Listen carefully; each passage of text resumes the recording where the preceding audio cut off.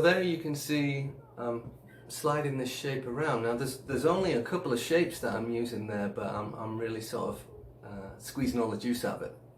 So the first shape is this E7 chord.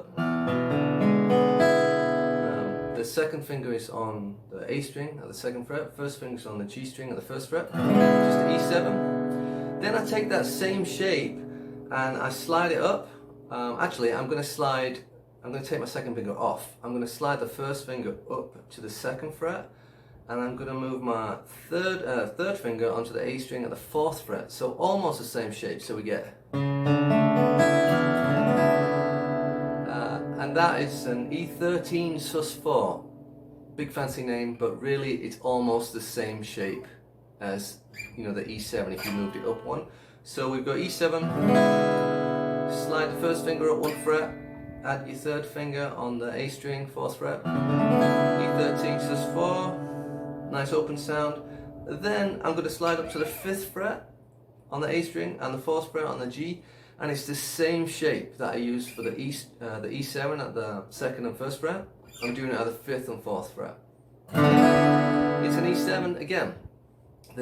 There's no third in this E7, so it's just another version of an E7. So E7, E13, E7 again, back down the way you came, E13, back to E7. And the rhythm that I'm using is a swung rhythm, so it'll be 2 strokes on the beat, 1 and 2 and 3 and 4 and it's swung, so it's going to be a long first note and a short second note, 1 and 2 and 3 and 4 and, so your upstrokes are short, and that gives it that bouncy swing and blues kind of feel. I'm doing the same thing on the A7, so I've got this A7 here on the second fret, D string and the B string at both at the second fret with my second finger and third finger. That's my A7. Now I'm going to keep one finger as like a pedal finger. One finger doesn't move, so I don't want to switch fingers as I'm doing this. I just want to stay, if I can keep one finger the same, I always will. So second finger on the D string, second fret. Then I slide the second finger up to the fourth fret, and now I use my first finger on the B string. Then, just like I did before on the E, I'm going to move the shape up to the fifth fret. It's the same A7 shape from the second fret at the fifth fret. Just used it again. So I'm kind of recycling these shapes. And that's A13 sus4. That's A7 again. A13 again. And back.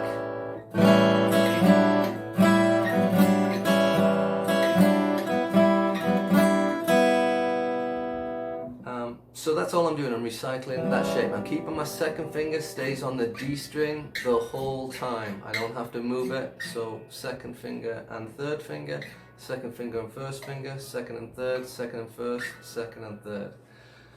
So we've got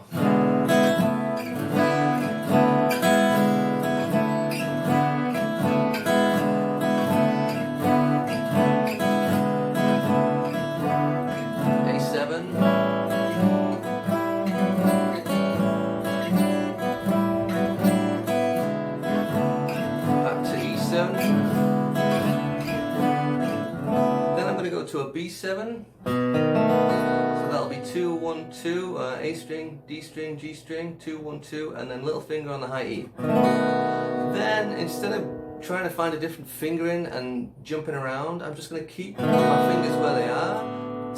Third finger, fourth finger, going to slide down to the first fret. That'll give me a D diminished, and then I'm going to slide back.